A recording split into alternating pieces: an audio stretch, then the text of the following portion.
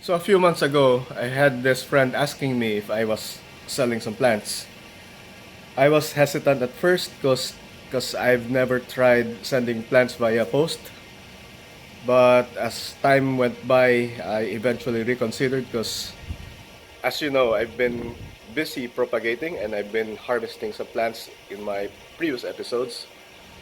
So I thought, why not?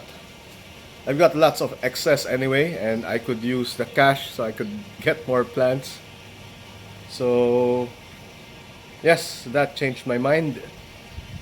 So, what I did over the last few days was to take photos of several of my plants, the ones that I have excess of, and send it to them. And within a matter of days, they sent me a list of the plants that they wanted to take from me. And just like that, I had my first order. So I'm going to be spending some of my time gathering the plants and preparing them for shipping. I'm a bit nervous but at the same time excited because if this goes well, I will be probably doing it more from now on. Some of the plants that will be up for sale are pops from my existing echeverias. So one of them would be this one. I'm going to leave them here until maybe Friday. The plan is I'm going to send this sometime next week via express post. So what I'm going to do is to have the plants cut and drying from this weekend onwards. That way they won't be as shocked through transit, especially now that it's summer. I think it's actually a good idea to pull them out now, because this way there would be more time for them to start growing roots, and if they already have roots, then they would be more settled. I just have to check to see how much of the stem is exposed. It looks like it's going deep.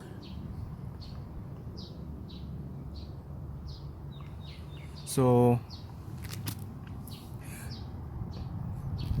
I think it is very likely that when I pull this out, it's going to have its own roots already.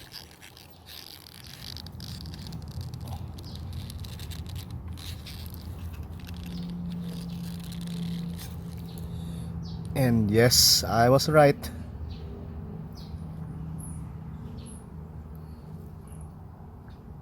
Lots of roots already.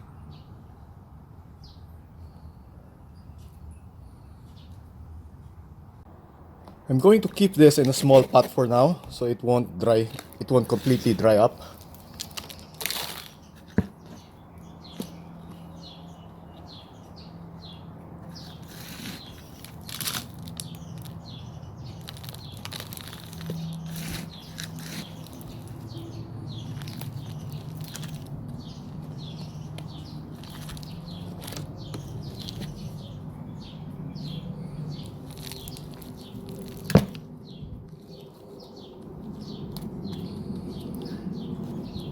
I'll be leaving this here for the next week until I'm ready to ship it out.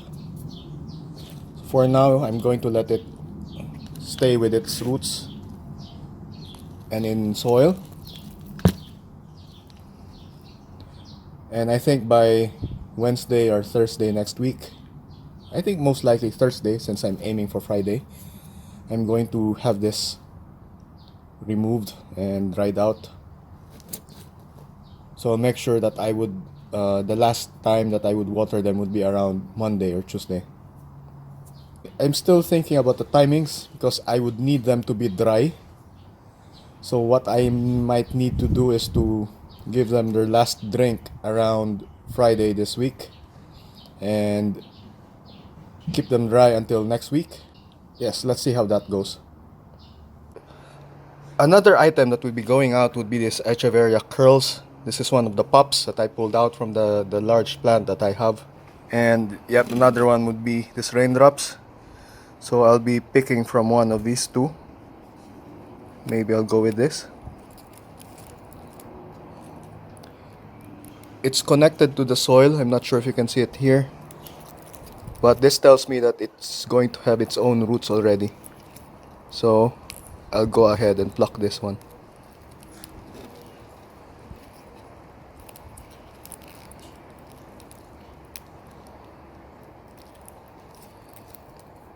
It's quite hard with one hand, man. So let's pause and I'll show you the finished product. And just as I suspected, it has its own roots. They're quite big now. Like the others, I'm going to keep it in a pot with soil just so the roots don't dry out prematurely. Also included in the shopping list is this Aeonium velour cutting. To the left is something I originally thought was an Echeveria halbingeri, but if you look closely at the leaves, at the flowers, it is star-shaped. So this tells me there's a Graptopetalum influence. If you look at the profile, it sort of resembles a bell. So this tells me this is not a pure Graptopetalum. This is a Graptoveria. I wonder what this is. I might need to change my tags. So this next one here, this is a Sedeveria Mayalan. You will see that it grows quite differently. Right now it's pushing a lot of offsets. The flowers are also different. See if I can focus here. So it looks like a cross between Sedum and an Echeveria. Also in the list is this cutting of Cotyledon macrantha. So it's quite young right now, but this one can grow quite large. It grows into a bush and it offsets readily. Up next in the list is this Echeveria benimusume. The outer leaves are looking a bit wrinkly right now. This is mainly because this is a freshly rooted cutting. I cut this sometime last month and I got it from this parent plant. So this is the parent plant that it came from. The outer leaves look wrinkly, but if you look closely, the inner ones are healthy. So I'm pretty sure this would turn out okay. Just a bit more watering and it should be bouncing back to health. Also included in the list is this afterglow. So I'll be plucking one of the pups from this clump.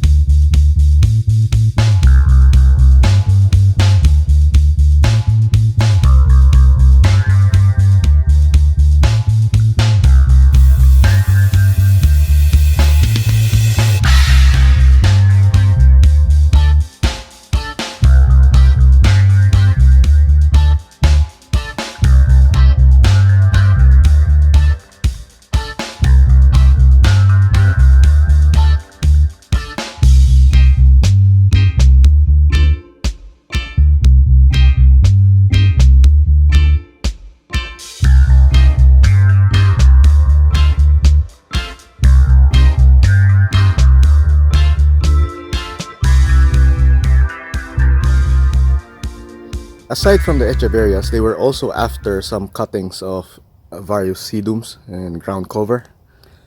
I think in their list was this sedum rupestre blue feather, and I'm going to give them 5 cuttings.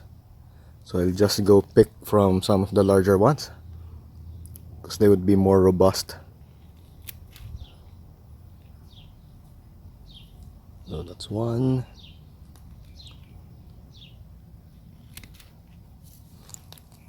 Two heads. Maybe some of these ones here.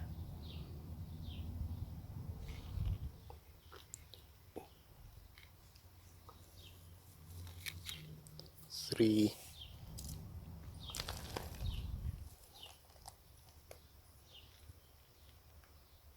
4.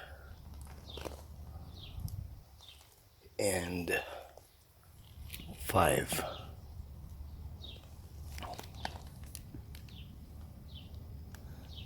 I was also going to give them a small clump of this Sedum spurium, also known as dragon's blood. So I'll pick one of the thicker clumps They have long stems, so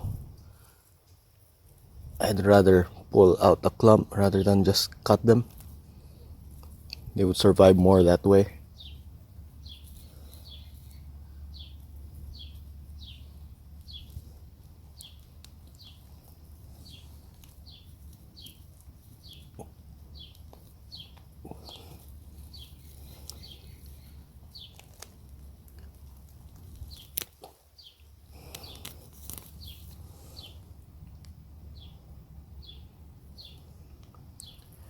I should get more.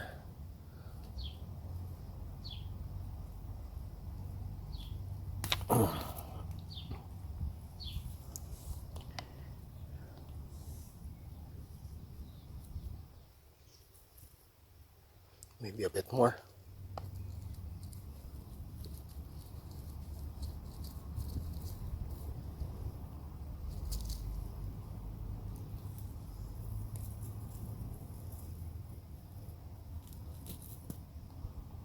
Yep, this will do.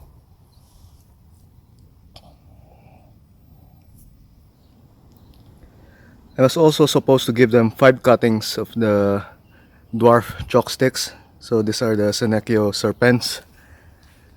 I'll just pick from some of the ones that have offsetted, because at least they would be younger and they would be more adaptable to changes.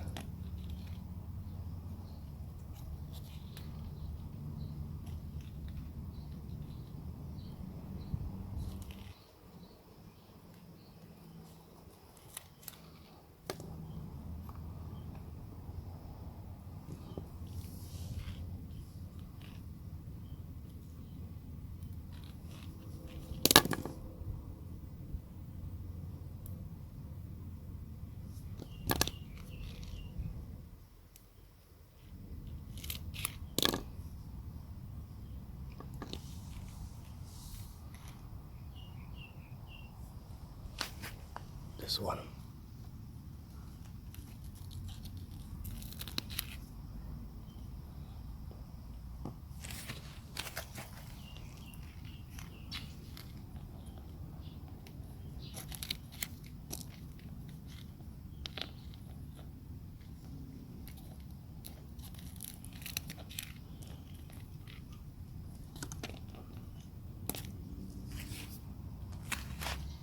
And one more. I think this one.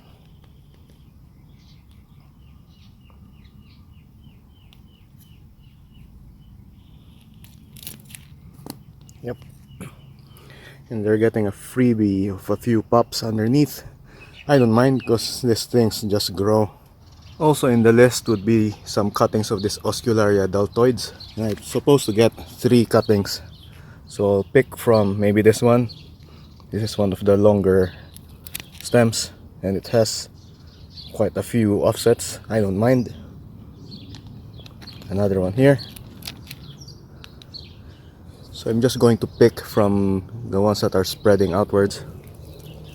There's one more here.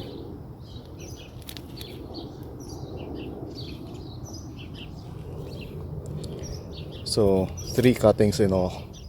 Since they seem to be keen about getting some sedums, I'm giving them some of these green ones. I'm not sure if these are Sedum dasphyllum or Sedum acre, or maybe Sedum album. I don't know, they look alike. I'm going to chop off a few heads. They were also keen to get some of my Cape Blanco, so maybe I'll give out this clump.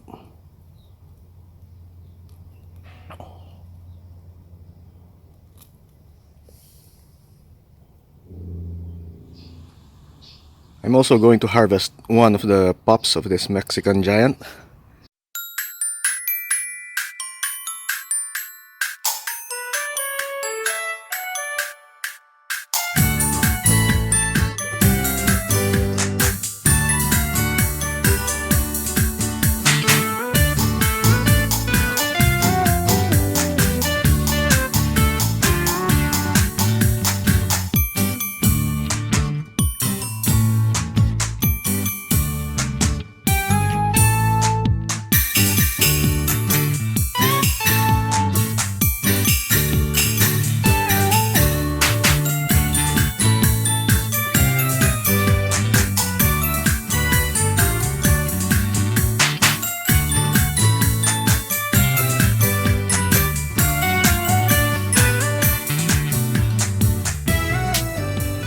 And here's all of the plants that I will be sending out in the package.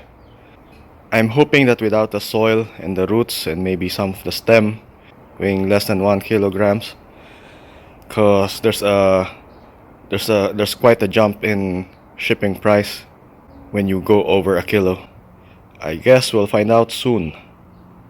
I need to ship them out by Wednesday, and it's Friday now, so there's still a few days left. I think I'm going to give them one last soak today before I keep them dry. So come this weekend, I'll be pulling them out and I'll be leaving them dry. So the reason I'm doing this is that before they go on their trek, at least they would be full, they would be well hydrated, and I hope they survive the journey. Some of you would know that we're heading into summer down here in Australia. So among these plants, I would not be watering this aeonium, so it's this one, because this is going dormant. This particular one is not really closed up yet, but I can show you photos of the others. It's not a good idea to water them when they're dormant, because otherwise, and when they get any excess water, they would be cannibalizing their roots and they would shed all of their leaves. It's their stress reaction to excess water while they're dormant. So it's not a good idea to water them now. Just so I won't forget, I'm going to remove it from the tray, and I'll water the rest of them. I'm going to keep the cuttings dry as well, because I have just extracted them today. They're going to stay in this box, keep them dry until I'm ready to ship them. So here they are now. They're getting their last drink before they go on their trip interstate.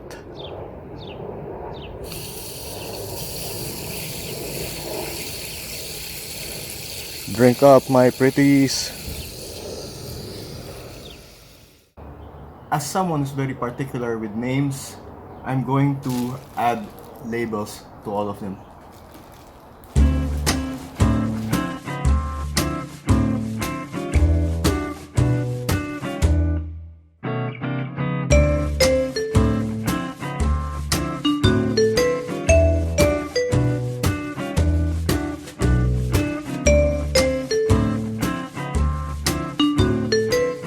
For my next challenge, what I need to do is to take all of these plants and fit them inside this box. So let's see if that's something I can do.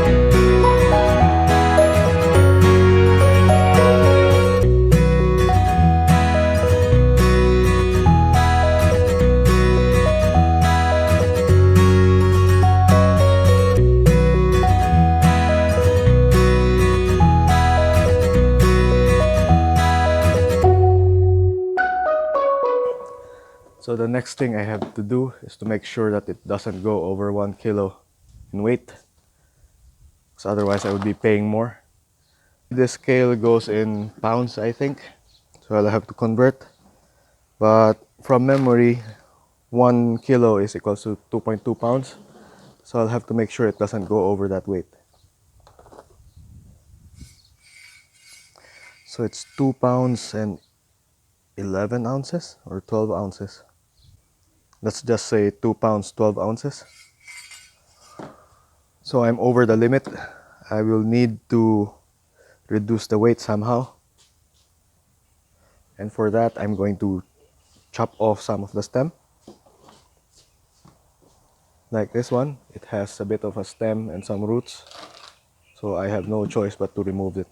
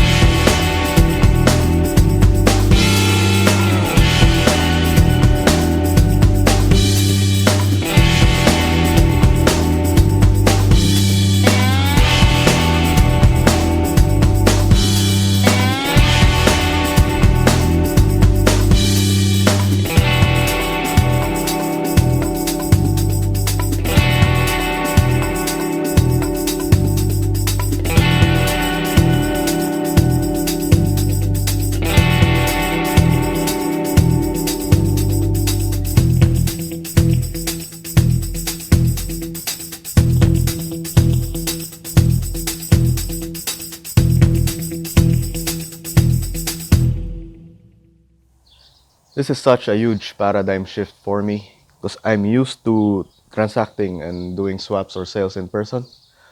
It looks like there's a lot of things to consider when you're going to do this via post or parcels. The main things I had to think about are the size and the weight of the package. So I'm using this shoebox,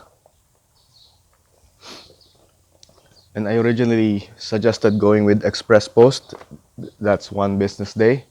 That was mainly because we're now close to summer and the temperatures are rising. So going express means that there's less risk of the plants burning while in transit. The problem now is the cost. Using this box in terms of volume, 1 kilogram express post costs around $27.6, and going a bit above. So the next bracket at between 1 to 2 kilograms would be about 35, I think. So that's a huge jump in price. I mentioned this to my friend and she was keen with going with regular post instead. So I've checked and it's about 4 business days. It might still fit the schedule. So what I did was I checked the weather forecast for Melbourne and my destination, which is interstate. It seems that the weather would be mild. It would be just hovering around the mid-20s range, so that's not so bad. I guess the plants would be fine in transit for those 4 days. And price-wise, from what I've checked, 1 kilogram is about $15.1. While going up the next bracket at 2 kilos would be about 16 something. So it's just $1 increase. Not so bad. So now that we've got the weight problem out of the way, it's now a volume problem. I've got to fit everything here inside this yellow box. And I've also got to wrap them in paper. So I've got this almost empty roll of paper towels. So I need to wrap them to keep them dry and make sure they would fit inside this box. So it looks like I'm going to tightly pack them in. I'm going to do a dry run now and see how it goes. If it fits, then it's good. If not, I might have to find a bigger box. So yeah, I'm going to do a dry run now, and I'll do the packing for real tomorrow because today is Saturday, tomorrow's Sunday, and I need to have this posted by Monday. That way, it would still be arriving within the same week. So 4 business days would be, if they count the same day, then that means Thursday, otherwise it would be Friday. I need to aim for Friday. So maybe going to the post office would be the first thing I would do on Monday before going to work.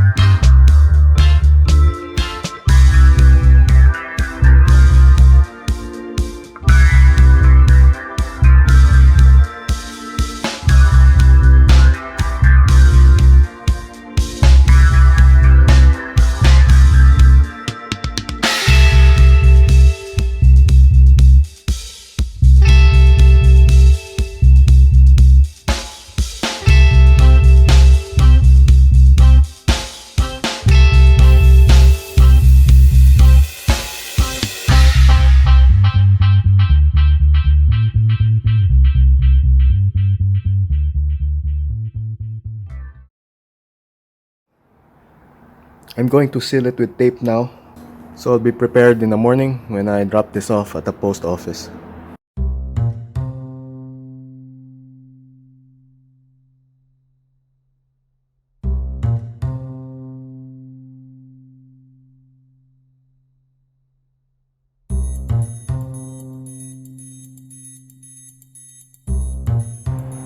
I was leaving it out to dry for the past 2 days.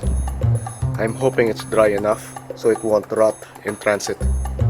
I guess we'll find out once it reaches the destination.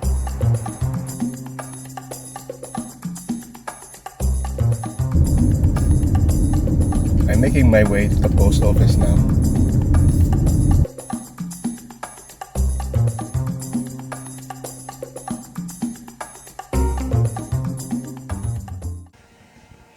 So there you have it.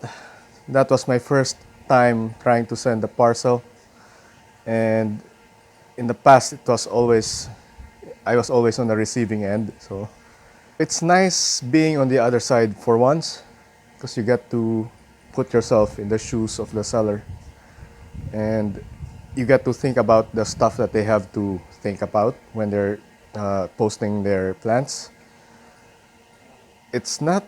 Apparently it's not as simple or as straightforward as I thought, because there's a lot of things that you have to think about, man. So for example, right now it's summer, so you'd really want your plants to be ready for the heat, and part of that involves the decision between taking express and regular post. So there's a cost element involved there. If you're lucky, then the client would be willing to shoulder the premium going with express. But if not, then you'll have to risk going with normal post, and for that, there's a lot more time for the plant in transit. This means there's more risk of the plant, something going wrong with the plant. And for that, what I've been doing was to check the weather forecasts and see if the weather is favorable. Because of that, I was thinking that if I would be actively selling, maybe I would just focus on spring and autumn, or spring, autumn, and winter. This way, the plants would not be, there would be no risk of the plants burning or melting inside the parcels or in transit. I'll also have to think about the materials I use, because right now I was just using items that I have laying around the house. I got the shoebox from my wife. She was not using it anymore. And for wrapping, for padding the plants, I was using some paper towels from the kitchen. I will definitely have to think about alternative materials that are sustainable, renewable, or something that I could just get for free. That would greatly reduce the overhead or the cost that I would need in preparation. The other thing I would have to think about is the pricing, because I usually sell in person, so all my plants come with a pot and top dressing. When it comes to shipping, it's a different story. You would have to send the plants either bare root or in cuttings. You could say that the cost must be reduced because there's no soil, no pot, no pebbles. But on the other hand, you would have to think about the materials used for packing. So the packaging materials, the box, the padding. You'll also have to think about the shipping fee. So it's up to you whether you want to absorb the shipping fee yourself in case you're going with normal post. Of course, with express, you're going to charge it to the client because it's a huge jump in price. What else? What else was I thinking? Yes, I do remember some sellers whom I bought from before requiring a minimum amount of plants or a minimum amount of cost, minimum price in the transaction. It now makes sense to me because let's say if I was going to post something less than half a kilo, the shipping fee would only be $7.60 for the regular post, and $7 is tiny. So you could absorb it if you, let's say if I'm going to sell the plants at the same price as when I'm doing it in person, I'm not going to reduce the price, then that excess there can go towards the shipping fee. So, it all works out. If I was going to describe the overall experience, it's a mix of excitedness and anxiousness because this is my first time doing it and I'm not sure what to expect. Well, I do have some expectations because I was an online shopper, man. I know how plants are supposed to be wrapped, at least based on the ones that I've bought before. But when it's your turn to be on the other side, when it's your turn to be doing the shipping, sometimes you get so apprehensive, or maybe it's just me. But in any case, I'm more excited than anxious, and I think I've been trying to track the package more than the buyer because they were quite busy anyway. Am I going to do this again? 10 out of 10, yes. If you enjoyed this video, please hit the like button below and subscribe if you haven't yet. That way you would be notified whenever I put out new videos like these. You could also check out my Facebook and Instagram accounts because I usually do post photos. Yeah, usually is an understatement because I've been really active recently. You could also follow me on Twitter because notifications made by YouTube and Instagram usually go through Twitter, so you'd be notified whenever I put up something. But otherwise, you could always just go directly to the service that you want. So before I end this video, I'd like to ask one more question. If you are a seller or even just a buyer, how would you like your plants to be wrapped or prepared or packaged? Do you have a specific preference for them, or is there anything that you're looking for? Because I would like to improve my skills in packaging. So part of it would be sourcing out standard materials. I could always go with the post office boxes, but that's still an additional cost. It might be a small price, but if you're going to do it, this little costs add up. I'm not subscribed to any newspaper service, so I don't have a renewable resource for papers. All I have right now are paper towels, but I don't know. Maybe there's a way, or maybe you would know, or you have some tricks up your sleeve. So anything, just any ideas. Give me any ideas, and I'll see if it's something that I could use. So until the next episode, I'll see you around.